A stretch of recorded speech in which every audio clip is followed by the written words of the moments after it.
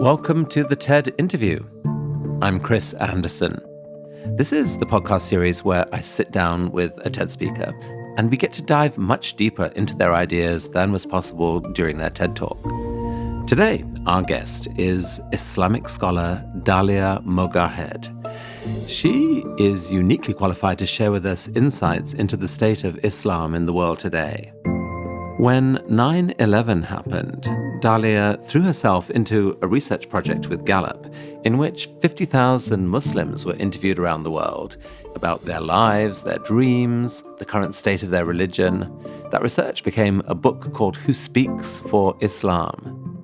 And then in 2016, Dalia gave her TED Talk called What It's Like to Be a Muslim in America. The talk was an attempt to defuse the Islamophobia that is rife in so many parts of the world. What do you think when you look at me? A woman of faith? An expert? Maybe even a sister?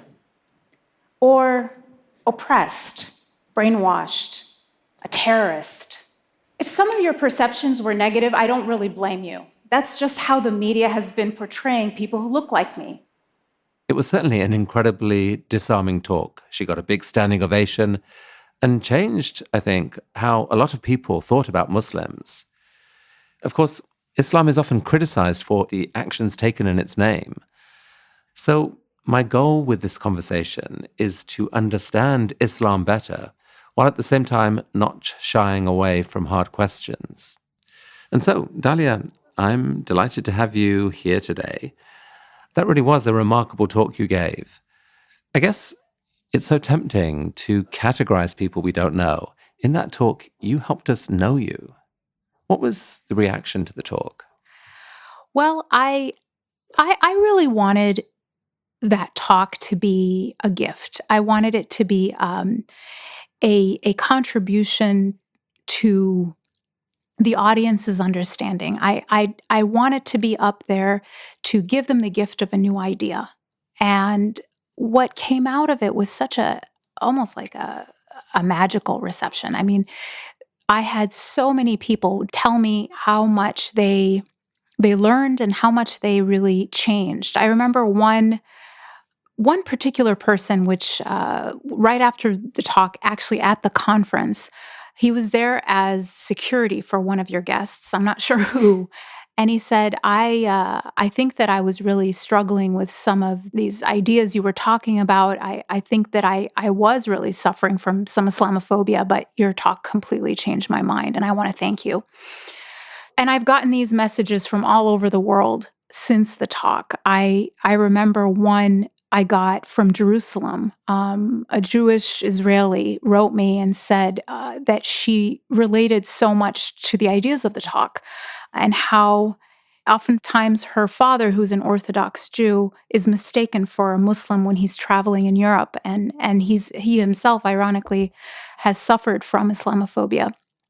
So I thought it was a great opportunity to build a bridge, to reveal a little bit more about the humanity of ordinary people, of Muslims. And it was really important to me at the end of the talk to make sure that no one thought I was an exception, that no one could sort of dismiss my experience as just that one person as the exception to all others. I really do believe that I'm entirely ordinary, and my story is so representative of so many other people. Mm. Well, there are 1.5 billion Muslims in the world, and I guess no one who cares about the world actually can avoid a conversation about Islam, even if they're not Muslim themselves. Islam is deeply involved in so many aspects of world politics. So many of the scariest, hardest debates and conversations about the future involve Islam in some way, and we're going to come on to those and try and tackle some of those in the next hour or so. But to first, I'd just love to know some more about you, Dalia. Tell us about your life. Well, there's so much where do I begin? I'm beginning in Egypt. I was born in Cairo to two educated professionals, two engineers, my parents. upwardly mobile, upper middle class family, educated across the board. My mom was one of 10,000 students who was a woman in the class of aeronautical engineering in the University of Cairo. So she was a trailblazer. Broke a lot of glass ceilings in the 60s. And The only one out of 10,000? the only woman at that time in aeronautical engineering. And my parents met in college. They then later, got married and started their family in Egypt. And we moved to the United States in 1980 because both of them wanted to pursue a PhD. So we were in Madison, Wisconsin. That's where we ended up, and that's where I grew up. That's where I went to kindergarten all the way through college. And it was in this small college town that I really formed my ideals. For anyone who doesn't know anything about Madison, it's a very deeply progressive town. It's sort of your typical liberal college town, but even a little bit more. I mean, it's known as the Berkeley of the Midwest. And I was steeped in this culture of social justice. I came of age in this culture, and it was my framework for understanding the world. And I remember stumbling on a book in my school library when I was 15 years old. And to my surprise, I learned that my faith, which I always held as important and a part of me, and my deep passion for social justice were actually integrated. They were very related in the history of the country that I was in. And it was in the person of Malcolm X that I learned for the first time that Islam was deeply ingrained in the history of this country and deeply, deeply relevant to the struggle of liberation in this country. And that was when I really transformed from being a Muslim in America to being an American Muslim. It was by learning about Malcolm X. I went from it being the religion of my parents, something I was inheriting, to something that I was now going to learn about deliberately. Was there a moment where you just consciously said, this is going to be a core part of my identity? There was. It happened, around when I was 17, 2 years after this process, after reading Malcolm X and studying the Quran. And it was then that I decided to wear hijab, when I decided to practice the hair covering and the modest dress as a statement of identity, really. What it started out as is almost a statement of protest, a declaration of independence from what I believed was an oppressive standard of beauty that was imposed on women. And I wanted to say no to that.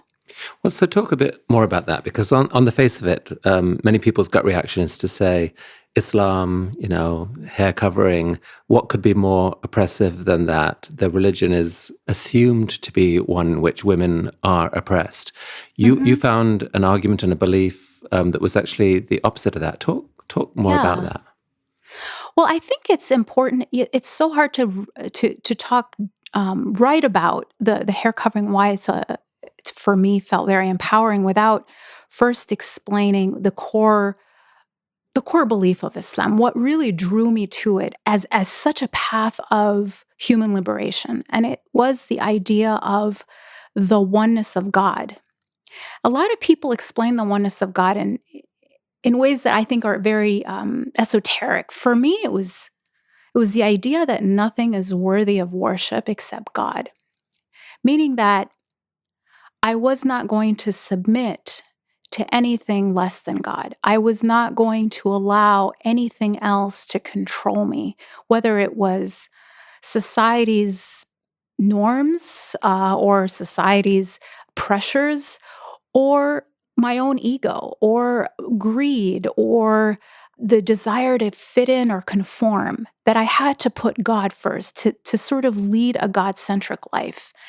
And when I changed my paradigm in that way, I felt unenslavable, that I could not be enslaved to anything, because if the only thing I was truly submitting to was God, no one could hold anything over me to force me into compliance.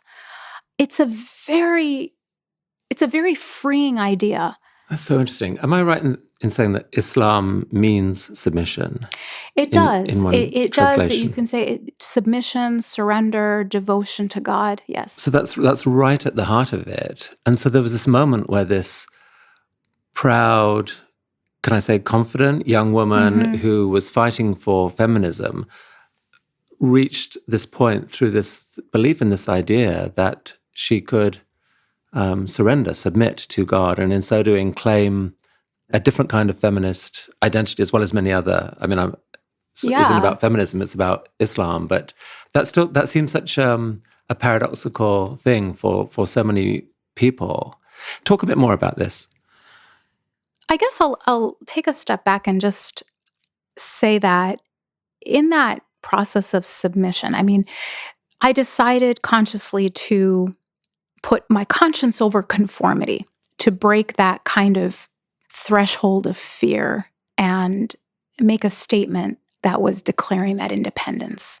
And how much of a debate is there in Islam itself about, between women, between what the Quran requires and what is appropriate? Because from an outsider's point of view, there seems to be a huge difference between that full facial covering where you can't even see the face at all, and a scarf where you can see the face, you can make a human connection, if you like, with someone. What sort of debate is there, and what is your own view about what your faith requires?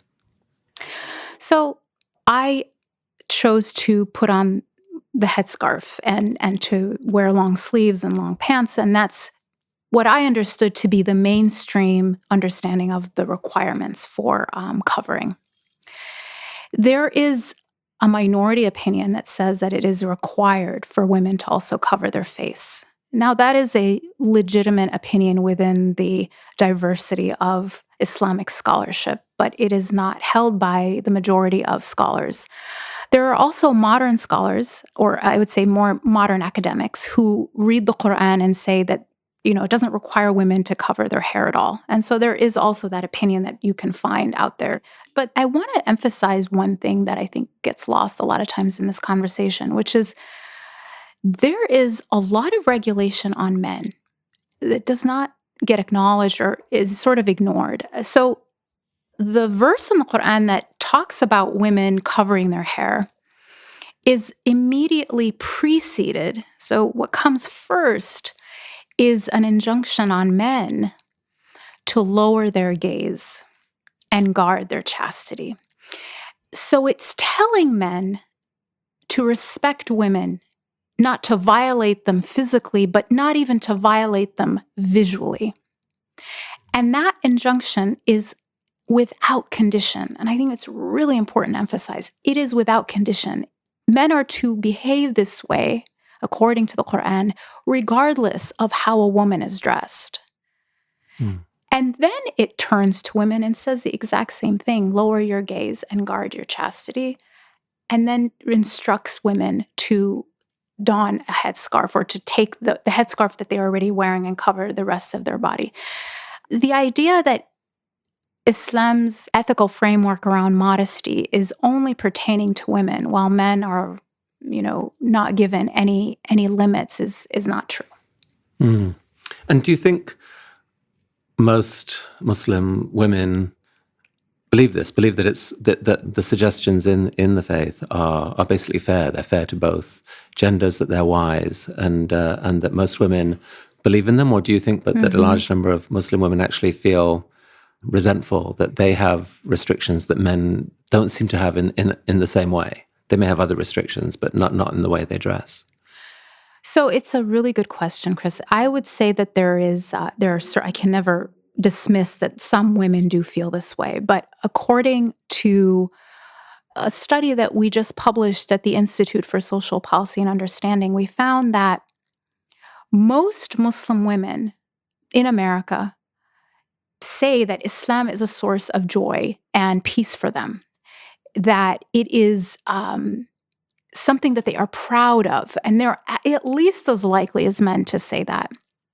10% of Muslim women say that they've experienced discrimination or associate Muslim communities in America with discriminating against women. So, does misogyny exist in Muslim communities? Of course it does. But it does so, at least according to the data, in America as often as it does in any other faith community. Do some Muslims want to argue that the religion simply has a more realistic view about male-female biology, for want of a better word, that if you want to have a society where people value families, value the sanctity of marriage and so forth, you need to be careful that men, for example, can't always be trusted to behave if anything goes in how women dress. I mean, this was hard conversations to have in the modern world, but I mean, you look at the Me Too movement right now. Is there a conversation among Muslim women that says that doesn't surprise us that happened? So, a couple things about the Me Too movement in regards to the Muslim ethical framework. First of all, unfortunately, Muslims are not immune, right? There are issues around sexual harassment and sexual assault in the Muslim community. So it doesn't protect you entirely from this issue, or at all sometimes. I mean, so I want to emphasize that this is a human problem. This is a universal human problem. Where hijab or modest dress comes in is much more in how it makes women feel about themselves, rather than, in my mind, limiting men's transgressions. It's about what this kind of a cover signifies to you, what it reminds you of, and how it signals to yourself the dignity by which you should be walking, the way that you show up in the world. It's a lot more about a reminder that I am to lead a God-centric life. What about the many millions, I think it's fair to say, of young Muslim women who, growing up in many parts of the world, who perhaps don't seem to have the same kind of choice that you had? You embraced the faith. You took a decision to wear a scarf. A classic story is of the 14-year-old girl who is married off and has no choice but to spend her life in a burqa when she's in public and just live a sort of very restricted life, in a family, perhaps as one of several wives. Is that something which within Islam there are efforts to change that situation and give girls more choice? Well, first of all, I mean, this scenario does exist, of course. I think it's a lot more rare than I think the Western media would have us believe, but there's no dismissing that it does exist. So the absence of choice is always a problem. It will always be a problem, as far as I'm concerned, as a Muslim, as an American, as a human being. So anytime a person does not choose when they're sort of forced into a situation, that becomes a source of injustice. I do want to emphasize a couple things, though, that oftentimes these situations, like you mentioned, children getting married off, are attributed to Islam. So, for example, Yemen is a place where the average age of marriage is like 14, and we attribute it to Islam. Well, this is a Muslim society, and that's why they have child marriage. We ignore the fact that in Algeria, also Arabic-speaking Muslim majority society, the average age of marriage there is 2 years older than in the United States. It's 29. What's the difference between Algeria and Yemen? It's not Islam. That's the same. That is not the causal link. They're both Arabic-speaking Muslims. What is the difference? The difference is education and economics. And poverty leads to things like child marriage. In other parts of the world, Romania, for example, not Muslim, of course. Poverty leads to child prostitution and a huge problem with child pornography. So we don't explain Romania's problem with child exploitation by looking at their religious beliefs. And yet we are so quick to essentialize a problem that would otherwise be explained by economics if it were another country, by immediately reverting to Islam. I'd love to hear a little more about your own faith, how what it means to you, like in in your daily life. You live a life. You've got the stresses and the strains of any modern life. How do you use your faith to make your life better? It's such a rich question, Chris. I use my faith. I harness my faith, and I go to my faith literally for everything that happens to me. What faith gives you at a deep level is a cure for, I think, loneliness. It's a response to the modern world's isolation. It's to know that you're not alone in this world, and that you're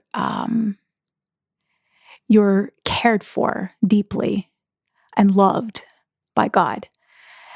And that knowledge, that ability to call on God, helped me maintain hope in times where it didn't seem like there was any hope, where everything around me felt very closed. I pray 5 times a day.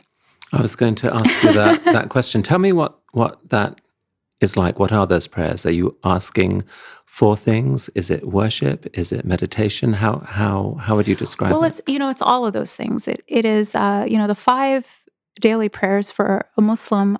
They're actually called salah, means connection. So what you're doing is connecting with God 5 times a day. They're short periods of time, 5 to 7 minutes usually. And what you're doing is interrupting the mundane drum of life to recognize the miraculous, to connect with your spirituality, with a higher power that reminds you of your purpose, what it's all about, reminds you of the hope that you should maintain, and also reminds you of your connection to others, your need to serve God by serving people. Do you believe that that God has a plan for your life? Is that part of the faith? I absolutely believe that He has a plan for every single one of us. And is that sort of laid out does that basically mean that every detail of your life, in a sense, is predetermined? How do you think of that aspect? So it's a complicated question. I do believe in free will. I believe in our ability to choose our responses to the tests that God unfolds for us. But I also believe that the things that tend to happen are predetermined, are written for us, and we are discovering that reality as we move through our life. I mean, this is similar to the kind of wrestling that I think I grew up with as a Christian, believing in God's plan, but trying to make sense of, well, how does that reconcile with my free will? If I have free will, then if he already knew it, is it really free, etc. Yeah. And a related question to this is this question of how you, like, if you believe that God is this all-powerful force, how do you reconcile when terrible things happen? When the boat sinks in the Mediterranean and 200 refugee children die. That was part of the plan. I have to believe it was part of the plan. And we were never promised paradise on earth. We were promised a human experience that is filled with tragedy and filled with trial. And unless I believe in an afterworld, an afterlife that is infinite and perfect, it would be very hard to reconcile that with a compassionate Lord, right? So what I think many believers in general, but Muslims believe, is that this world is a test. It is filled with imperfection and with trial and with incredible hardship. And we are tested to see how we will respond to those things.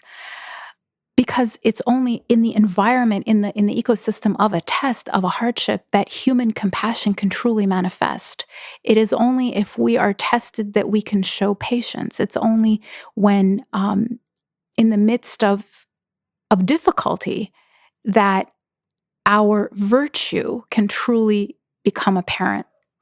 I mean, this belief in the afterlife is hugely consequential for anyone who's religious and has that belief. What do modern Muslims believe about the afterlife for non-Muslims? Like, do they believe, as certainly the traditional Christian belief is, that unless you're a Christian, you go to hell, period. Mm-hmm. Is that what most modern Muslims believe today still? So there's a lot of ways to look at it. And there is certainly a contingent of Muslims who definitely believe if you're not a Muslim, you're going to hell. That exists. That's out there. Another way to approach it, though, is that everyone is going to be held accountable for what has reached them of truth.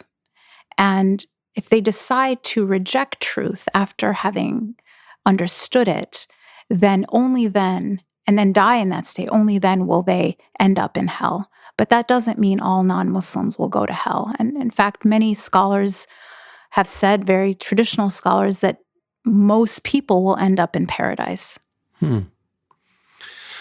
So the belief in paradise is definitely comforting in many circumstances, and it definitely helps with this sort of problem of evil, I guess, although you still have the suffering in this life to explain. But it also opens the door to something which troubles a lot of people, which is that it allows people to do acts which, viewed just through the lens of this world, can seem terrifying or unjust. So the most extreme example is, suicide bombers, for example, who believe that they're undergoing an act of heroism, and they will do it because they believe in paradise.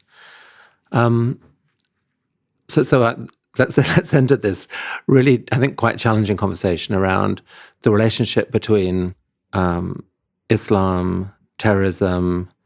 How do we think about this? Because I know you believe passionately that a lot of the arguments that are made that terrorism is a sort of fundamentally linked to Islam are deeply unfair. Mm-hmm. Talk to me about that.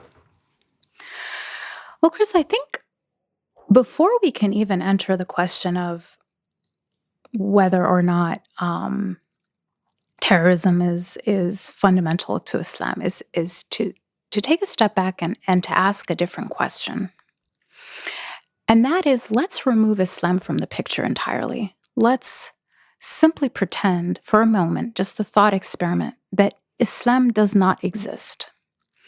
And then let's examine these geopolitical situations in the absence of Islam. Let's look at ISIS. Let's look at that region with a failed state in Iraq, a brutal dictator and butcher in Syria, a brutal civil war, and take out Islam. Would a group like ISIS emerge under a different name? The answer is yes. And the reason I know that is because when those conditions exist, groups like ISIS tend to emerge. They are brutal. They are indiscriminate in their killing.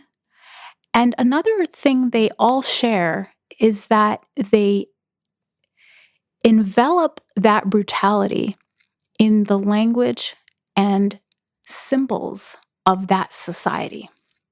So if that society happens to be devoutly Christian, they will envelop that brutality in Christian terms. An example of that is the Lord's Resistance Army.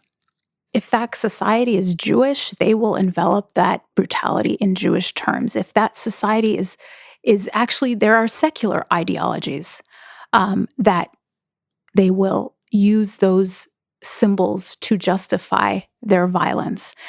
But isn't it possible that what you just said might be true, but at the same time that the beliefs of a religion could add fuel to the fire, if you like? I think the two things that people wrestle with in this regard. One is just is just the belief in the afterlife, and that very fact that makes it more likely that someone may indulge in an act of sacrificial, for want of a better word, terrorism. But the bigger issue is some of the writings in the Quran that seem to imply that infidels must be dealt with through holy war. Seek them out wherever they are, kill them. Isn't there a strong case that at the very least has added fuel to the fire? So I appreciate the question. See, I think there is a misconception that the terrorists are literalists, that they are simply following the letter of the law. They are straightforward. They are honest in their, taking things as they look and acting on them. When you actually study what they are themselves saying and their own rhetoric, it is far from that. They actually do a lot of work to explain why their actions are a legitimate exception to the laws of Islam. I'll give you a very, very simple example. Osama bin Laden was interviewed shortly after 9/11 by a Pakistani journalist who was blindfolded and taken around, and then finally he went, he met bin Laden himself. And he was asked this question: how can you justify 9/11 in light of Islamic teachings? So the question we all want to, hear the answer to. Bin Laden did not do what some might expect, which is to cite, the verse of the sword, the one that you just sort of alluded to, what is called, sometimes referred to, the verse of the sword. He didn't cite it because he knows that most Muslims understand that that verse does not mean it's okay to go and kill 3,000 people in New York and in Washington, D.C. He would have no way of convincing his audience, because that is not what it means. There are entire scholarly volumes on the limits of military struggle in the way of God or jihad. So he had to explain why it was okay to make an exception to the rules. So he says in this interview, it is true that you can't kill women and children in war. Okay, so he acknowledges that, and then goes on to say, but because of the brutality and the way that the United States targets women and children, it is permissible in this case to make an exception to this rule. And then he cites a scholar that he says has the similar opinion, that in this exceptional case of a very brutal enemy who has no regard for the lives of innocent people, it is okay to, treat them the same way. And when you actually go to that scholar's actual writing, it's the exact opposite. He actually even misquotes the scholar he is citing. That scholar, in the way that he explains the very verse that bin Laden cites, says the opposite, that even in the case when the enemy is killing our women and children, we cannot target their women and children, even if it causes us great pain. My point being that it is sloppy intellectually, intellectual sloppiness to assume that the terrorists are literalists rather than actually going and looking at what they themselves are saying. When academics like Olivier Roy have done analysis of the very rhetoric of these terrorists, what they have come back with each time is this is mostly a political argument with religious phrases sprinkled in. So I have a problem with the idea that these guys are literalists, because they simply aren't. And they don't even claim to be. So when, one sort of big picture view of history, and it's a story I've heard said many times, is that if you actually look at the Bible and the Quran, that both contain language that can be interpreted as a sort of call to violence. You could argue about which has more, but let's say there's that language in both. And certainly in Christianity's history has been used many times to justify extreme violence, from the Crusades, Spanish Inquisition. For hundreds of years of history, this happened. That Christianity went through a process where, with some examples like the Lord's Resistance Army, of largely filtering out those interpretations. In this view, Islam is not on the same trajectory yet. And there is more of a debate in Islam, isn't there, about how these things should be interpreted. There are at least a meaningful percentage of Muslims who show at least some sympathy for the jihadis. So I think I actually would reverse that completely. So I would posture the following: the freelancers or the religious deviants in the form of ISIS and groups like them are actually a very modern phenomena. They are the quote unquote reformers. They are the quote unquote revisionists. That is why a consensus of traditional scholars across the board have condemned them on the basis of Islamic law, not on any reformed, secular, humanist, let's change Islam to be better. Their problem is they have violated the basic tenets of Islam and its just war tradition. I am not here saying Islam is a pacifist religion. It is not. It has a lot to say about war. And the reason it has a lot to say about war is because humans sometimes have to wage war. And the Quran is unapologetic about that. But it does not leave us to our own devices. It gives us guidelines for how to wage war justly, humanely, ethically. The Quran specifically explains, and the Hadith, limits on how to wage war. It is a doctrine that says you can't hurt non-combatants. It's a doctrine that says you can't even cut down trees or poison wells. So I have no shame whatsoever about the fact that this book deals with this human phenomena called war. If it didn't, we would be left to our own devices to do whatever we wanted with no regulation, with no ethical boundaries. Now, let's take ISIS. Are they extremists? No. An extremist is someone who reads a recipe book. Let's say the Quran is the recipe book. If my recipe says add 2 tablespoons of sugar and I add a cup of sugar, I'm an extremist. They don't do that. They read it's 2 tablespoons of sugar and they put a cup of cyanide. That's not an extremist. That is a deviant revisionist and a product of the modern world. But I just want to emphasize one thing that I think doesn't get mentioned. Who do terrorists kill? I mean, who's the victim of terrorism in the name of Islam? Yeah, in practice, it's been largely Muslims. They are the central and most prevalent victims of this problem. And I think that we have to take a step back and really ask, at what point do Muslims get afforded the assumption of innocence? The assumption of not even innocence, just human decency that I think we afford most other human beings.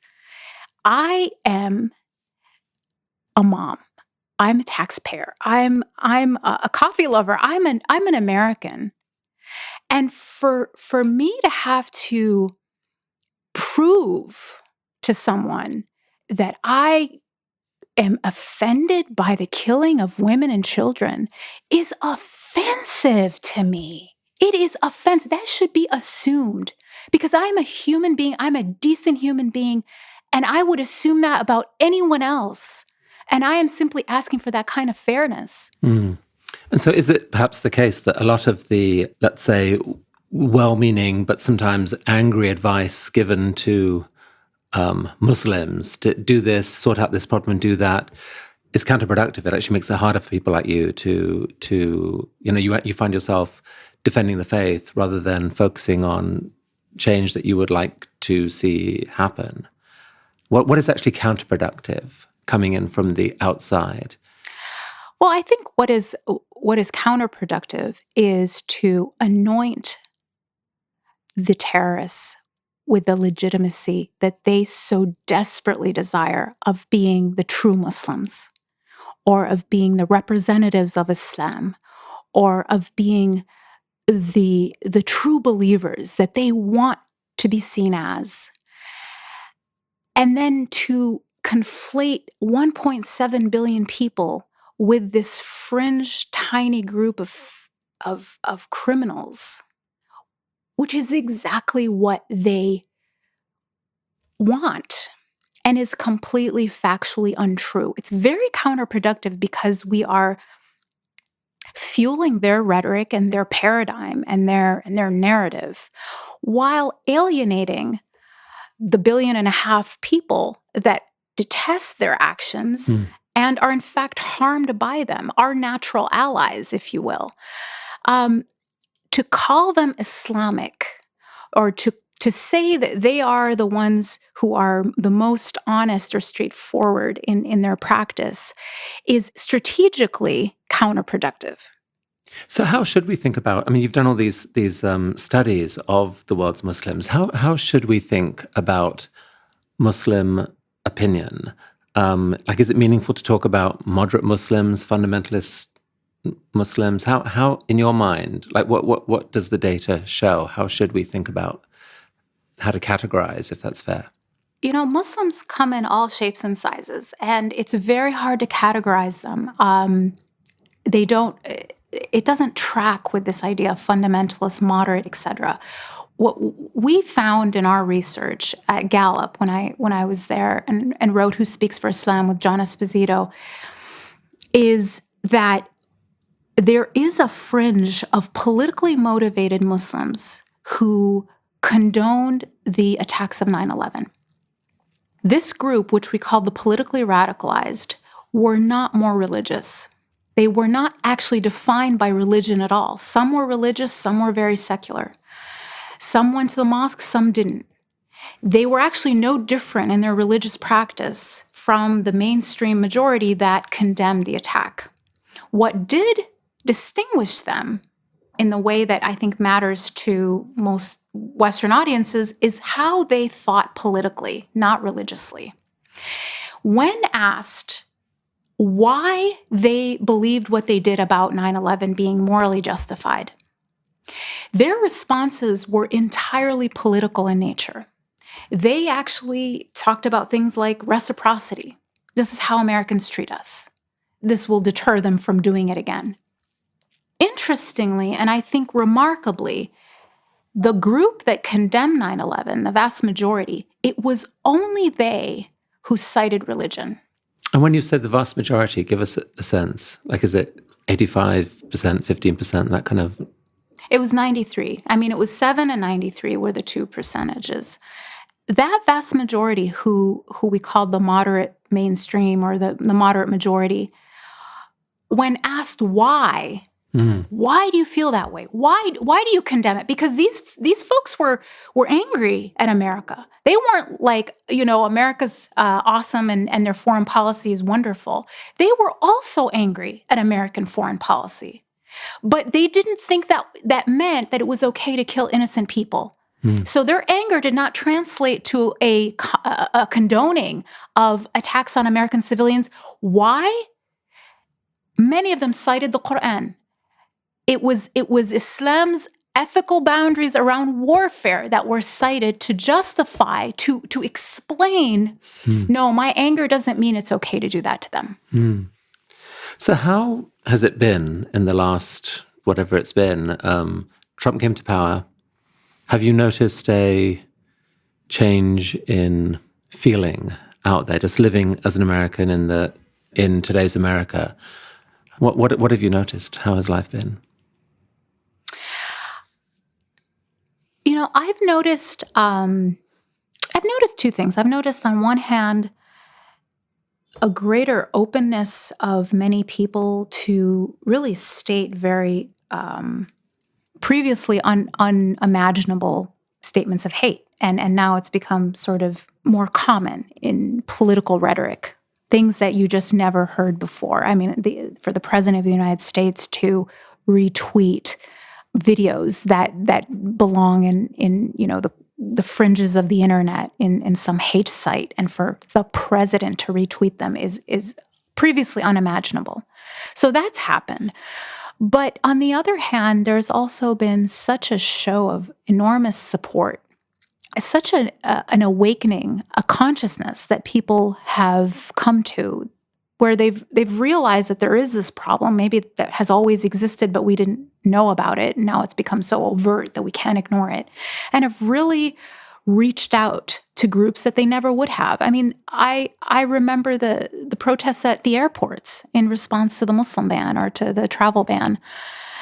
I don't think I've ever seen that much support for Muslims before this. I know I haven't. And I think that in some ways, God has a plan. If we go back to that, sometimes what we see as something negative, has a positive consequence in spite of those who inflict that harm on others. I mentioned to Sam Harris when he was on that my father had worked as a Christian missionary in Pakistan and Afghanistan, and over time had shifted his view to a remarkable extent from believing that the religion was fundamentally different, that Muslims had to be converted to Christianity, to coming to believe that Muslims worship the same God, but just by a different name. And on the basis of that belief, built many deep relationships with Muslims. I mean, is that reasonable language? And over the medium term, what do you see as a way forward? Do you see, can you picture a world in which there is there any way out of all this hatred? Well, I want to say a couple of things. First of all, I completely agree with your father. And I agree with him because that is the Quranic view. Quran says, our Lord and your Lord is one. Say to the people of the book, our Lord and your Lord is one. I believe that because that's what the Quran teaches me. And I would also contend that the exception is hatred, not the rule. I think that we ignore the fact that people of different faiths coexist in peace as the norm in most of the world. You look around where Muslims and Christians and Jews, with some exceptions, of course, live and have lived for hundreds of years, and the norm has been peaceful coexistence, not the exception. So I don't see this inherent antagonism in any way. I see the Quran teaching me, the way I read my book, not only is it teaching me coexistence, which I think is a very weak term. I hope that we can do more than just coexist or tolerate each other. But it is going a step further where it teaches me that if need be, I should fight, back to that fighting, to protect a Christian or a Jew's right to worship freely.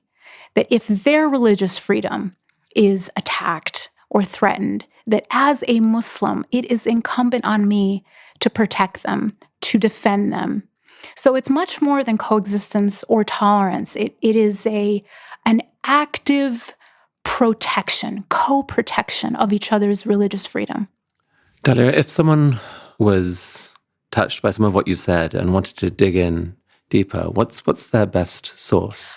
I think, I would send them to the Institute's website, the Institute for Social Policy and Understanding, ispu.org. And you'll find a ton of great research there. I think when it comes to Islam and Islamic theology, a great resource is Yaqeen Institute, which is a wonderful resource for people who want to understand some of, especially they've really taken on some of these controversial topics that are often debated, and you can read and watch videos on that website. Those are my two best resources for you. I mean, it's been amazing talking with you. I've been surprised in a way at how hopeful you sound. At least, I don't know if that's how you feel. You certainly sound like hopeful. Now, there have been some really ugly things, certainly in the last year, certainly in recent history, but it hasn't taken you down, at least to the depths. Chris, I believe in a compassionate, loving Lord. And I do believe he is ultimately in charge. No one else has sovereignty over him. And that gives me hope. It really does. Well, I wish some of the people out there who are angry, either on any sides that we've talked about, could spend time talking with you, because it's very therapeutic. Okay. Thank you. Thank you so much for the time you spent. It's been a pleasure. Thank you. Thanks, Dalia.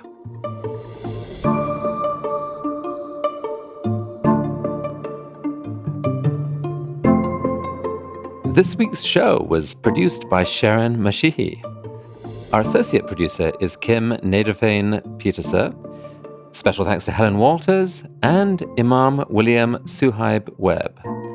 Our show is mixed by David Herman, and our theme music is by Alison Leighton Brown. In our next episode, a conversation with author Steven Pinker about whether, shock horror, the world might actually be getting better. What I always have to remind people is that there's a difference between progress and perfection. The fact that things are better now than they were in the past doesn't mean they're acceptable now. And in fact, the fact that the activism of the past and other changes have made progress, if anything, I think emboldens us to seek more. That's next week on the TED Interview. Finally, just a couple of quick comments about TED. Some people think of us as this giant media corporation. We're actually not that at all. We're a nonprofit. We're just obsessed with the power of ideas. We try and spread ideas that matter. If you want to learn more about what we're up to, visit us at TED.com. And if you want to email me feedback on the show, I'd welcome that. Use my email, tedchris@TED.com. Ted, CHRIS, @TED.com. Now, if you enjoyed today's episode, please rate and review on Apple Podcasts or wherever you're listening, or find some other way of sharing with anyone you know who is curious. Thank you for listening.